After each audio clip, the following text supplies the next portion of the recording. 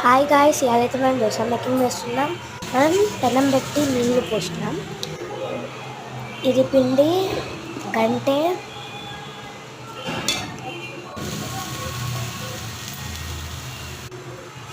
ఇప్పుడు మనం నీళ్ళు పోసినాక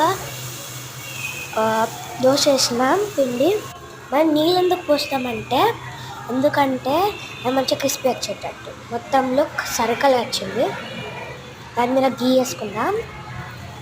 మంచిగా రాసుకోండి. ఇది మంచిగా క్రిస్పీ అయ్యే వరకు బ్రౌన్ కలర్ వచ్చే వరకు అలానే ఉండదు.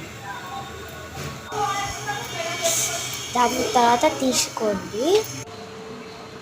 తీసినాక దీనిలో దాల్ దోశ నీళ్ళు ఇప్పుడు డీప్ వేసుకొని నేను తింటాను.